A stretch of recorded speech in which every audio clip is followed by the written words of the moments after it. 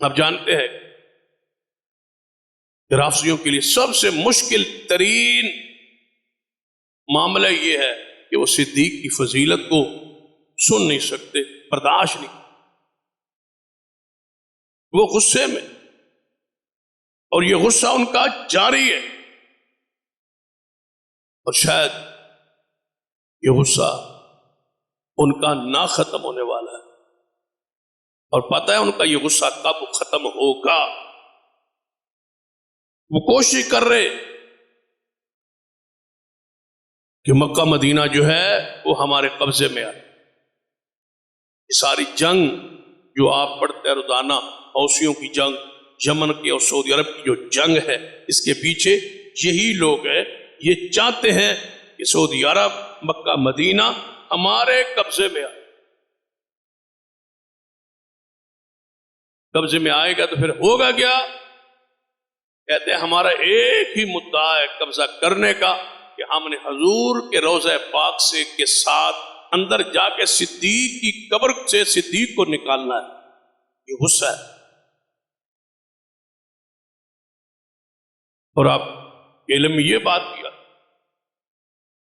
2-4 دن پہلے کراچی میں ایک کانفرنس وحدت امت کا، اور یہ تسلسل کے ساتھ رافضیوں کا، شیعوں کا ایک گروہ ہے، اور بڑا ان کے نام ہے، عالم ہے، سید جواد علی نقوی سے، لاہور میں ان کا مرکز ہے، مدرسہ ہے، وہ اس طرح کی کانفرنس کرا۔ ان کو یہ خواہش ہے کہ امت ایک ہو جائے۔ لاہور میں بھی کراتے ہیں، کراچی میں بھی آپ کرائی، سارے مسالے کے علماء کو بلا، وہ جہاں کے وہاں امت متفق ہو جائے، متحد ہو جائے۔ وہ چند دن پہلے ہماری جماعت حضرت حافظ عبد الغفار روپڑی، ہمارے مسلک کے، اللہ ان کو حفاظت فرمائے، وہ اس کانفرنس سے مدعو، اور بھی ہماری مرجمیت کے بھی علماء تھے، دیگر مسالک کے بھی علماء تھے۔ روپڑی حافظ اللہ کو جب وقت دیا گیا چند منٹس اپنی گفتگو، تو انہوں نے چند منٹس جو گفتگو کی ہے وہ کمال، وہ کلمہ حق، انہوں نے ان کو مخاطب کر کے کہا ہے کہ امت متحد کیسے ہو سکتی ہے جب آغاز ہی تم نے صدیق عمر عثمان کے خلاف کیا ہو، محاذ کیا ہو، کھڑک کیا ہو۔ اس امت کو درس دو کہ صحابہ کرام اور اہل بیت ایک تھے، لڑائی نہیں تھی، ان کی جھگڑے نہیں تھے، اختلاف نہیں تھا، محبت کرنے والے لوگ۔ جب آپ کا مذہبی اختلاف پر ہے، میں حیران ہوتا ہوں کہ وہ بھی کہتے ہیں کہ امت متحد ہو جائے، متفق ہو جائے۔ بھائی کیسے ہو؟ روپڑی صاحب نے کلمہ حق کہا ہے، آخر وہ خون تو ہے نا، روپڑی خاندان کی مذہب کی محبت، امیت تو دل میں وہ رگ پھٹ، ان کو خراج عقیدت ہے، اسلامی عقیدت ہے، انہوں نے اپنا حق ادا کیا ہے۔ سینہ صدیق کے فضائل کو، سینہ عمر عثمان کے فضائل کو، ان کی محفل و مجلس اور ان کی قیادت کی موجودگی میں جا بیان کیا۔ جو اہل حدیث کے علماء کا طور امتیاز ہے اس کو اختیار کیا، حق کی مدد کی ہے، اسلام کی مدد کی۔ اب ذرا دیکھ، ایک گروہ ہے جس کا بنیادی اختلاف ہے، وہ بھی کہتا ہے اتحاد کر لو، بدعوت یہ افتراق کی ہے، مذہبی افتراق پر ہے، لفظ کا معنی ہی گروہ ہے، دھڑا ہے، وہ بھی کہتا ہے اتفاق کر۔ علامہ شہید رحم اللہ کا دور تھا نا، علامہ سعدی رحمت، اس وقت مینار پاکستان ایک کانفرنس ہوئی، اور کانفرنس رکھی تھی شیعہ علماء، اور عنوان تھا قرآن و سنت کانفرنس۔ یہ عنوان تھا اس کا، شیعہ کی کانفرنس کا عنوان کیا تھا؟ قرآن و سنت۔ نیچے دائی جو ہوتا ہے، دائی الخیر، نیچے لکھا ہوتا ہے نام، وہاں لکھا تھا تاریخ نفاذ فقہ جعفری۔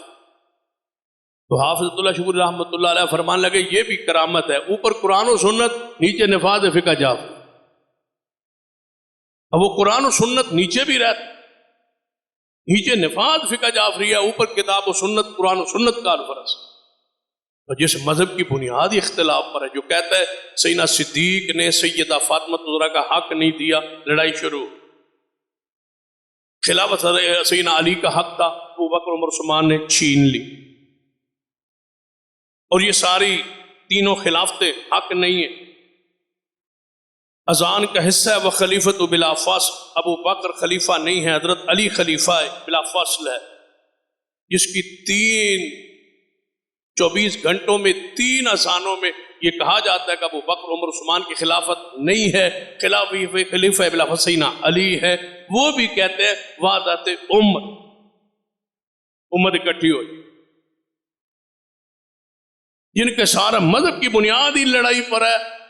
وہ کہتے ہیں امت اکٹھی ہوئی. بھائی امت کیسے اکٹھی ہوگی؟ تم بیان کرو. تم نے تو معاف ہی نہیں کی.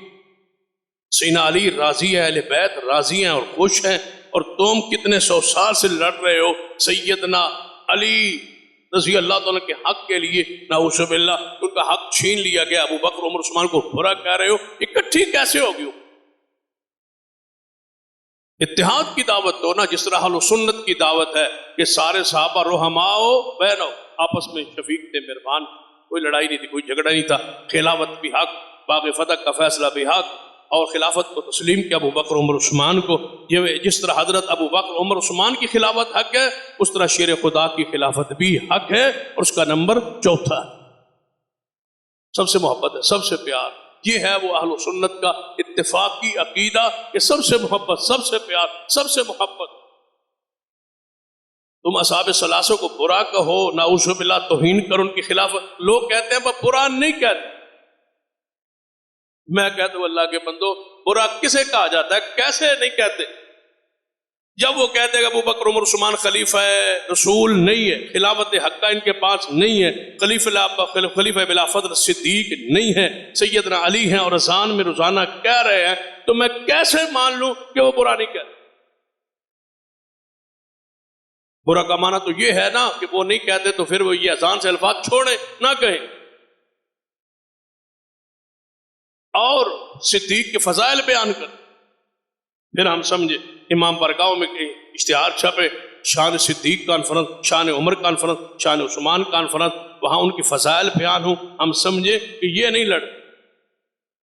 کیا ہم شان علی پر تقریر نہیں کرتے؟ کیا ہم اہل سنت سیدنا حسن و حسین کے فضائل شہادت مقام بیان نہیں کرتے؟ ہم کیا اشتہار نہیں چھاپتے؟ شہید کربلا کیا ہم اشتہار نہیں چھاپتے؟ شان حسن و حسین کیا ہم اشتہار نہیں چھاپتے؟ عظمت اہل بیت وہ بھی کرے نا. صدیق عمر عثمان کے فضائل پر کانفرنس. اور جب بھی محرم آتا ہے یا کوئی مہینہ آتا ہے، کوئی ایسا موقع مناسب ہوتا ہے، تو وہاں کیا ہوتا ہے؟ ہم ہی آگے ہوتے ہیں. سارے اہل سنت کے سارے گروہ آگے آگے ہوتے ہیں. شان حسن، شان حسین، شان اہل بیت، شان سیدہ فاطمہ الزہرا، ان کو بابر کرتے ہیں ہم مانتے ہیں، مانتے ہیں، مانتے ہیں، مانتے ہیں. لیکن وہ بھی محرم میں کبھی انہیں توفیق نہیں ہوئی کہ صدیق عمر عثمان علی کی شان پر بھی پروگرام رکھ دیں کہ وہ بھی ہمیں کہیں کہ ہم مانتے ہیں. وہ اپنے کھلا اظہار کرتے ہیں، عام چھپے ہوئے. ہم ڈر رہے ہیں، سہمے ہوئے کہ نہیں ہم منوائیں ان کو. بھائی ہم سے ناراض نہ ہو، ہم ابو بکر عمر عثمان کے ساتھ ساتھ حضرت علی کو مانتے ہیں، حسن کو مانتے ہیں، حسین کو مانتے ہیں. یہ دیکھیں ہماری تقریر، یہ دیکھیں ہمارا پروگرام، تم پروگرام رکھو، ہم آنے کے لیے تیار ہیں. ان کو بھی تو بلاؤ نا، وہ صدیق کی شان پر کانفرنس رکھے، ہم سیدنا حسین کی شان پر کانفرنس رکھیں، سیدنا حسن کی شان پر، اہل بیت کی شان پر. ہمارے مسلک میں، اہل سنت کے مسلک میں کسی کا انکار ہی نہیں. امام جعفر صادق ہے، امام زین العابدین ہے، امام باقر ہے، پھر زین العابدین ہے، امام باقر ہے، امام جعفر صادق ہے، امام نقی ہے، تقی ہے، متقادم ہے، حسن عسکری ہے. سارا امہ کا احترام. کسی ایک کی بھی توہین، گستاخی، انکار ہے ہی نہیں. یہ ہے اتفاق. لیکن ہم صدیق رضی اللہ تعالی سے اتفاق ہے، اہل بیت کا کوئی اختلاف نہیں، آپس میں محبت ہے. صدیق کے بارے میں اور سید اہل بیت کے بارے میں آپس میں عقیدت محبت.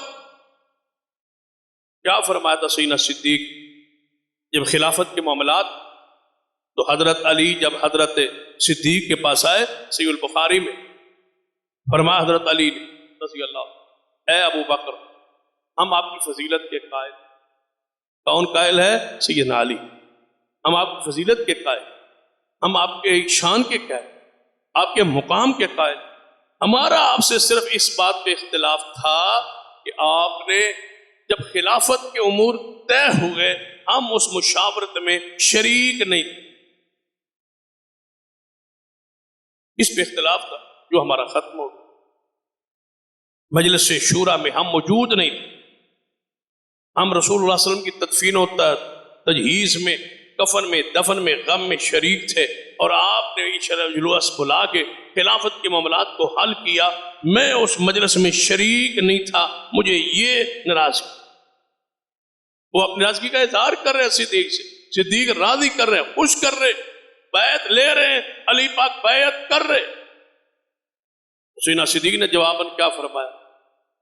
اس وقت حالات کے مطابق آپ اس میں موجود تو نہیں تھے، لیکن یہاں تک عقیدت محبت کا جو ہے وہ اندازہ لگانا ہے۔ صدیق نے کیا فرمایا؟ فرمایا جہاں تک احترام کا تقاضا ہے، مجھے اپنے گھر والے عزیز نہیں ہے کتنے محمد کا گھرانہ مجھے عزیز ہے۔ یہ صدیق فرمایا۔ سیدنا عمر صدیق سی فضیلت، صدیق سیدنا علی کی فضیلت، سیدنا علی اہل بیت شان بیان، آپس میں محبت، آپس میں پیار۔ تو صدیق رضی اللہ عنہ کے فضائل کو، مناقب کو، خلافت کو بنیاد بنائے اتفاق۔ آپ کی خلافت بلا فصل سیدنا علی سے شروع ہو، تینوں کا انکار ہو، اور آپ کہیں کہ متحد، اتفاق، وحدت امت، ایسی امت اکٹھی ہو سکتی؟ بھائی وحدت امت کہاں سے شروع ہو؟ پہلے دن سے کیوں نہیں شروع ہو؟ لڑائی ہوئی کیوں ہے؟ جھگڑا ہوا کیوں ہے؟ جس دن حضور دنیا سے چلے گئے اس دن سے امت کو وحدت صدیق سے شروع کرے۔ آپ کہتے ہیں وحدت امت تو ہو لیکن صدیق عمر عثمان اس میں نہ ہو، عجیب بات ہے۔ امت اکٹھی ہو، صدیق عمر عثمان کو چھوڑ کر، یہاں -1 کوئی نہیں مانتا، تم -3 کرتے ہو، 3 صحابہ کو نکال کے کہتے ہو امت اکٹھی ہو جائے۔ امت کیسے اکٹھی ہو جب امت کا اول صدیق ہی موجود نہ ہو؟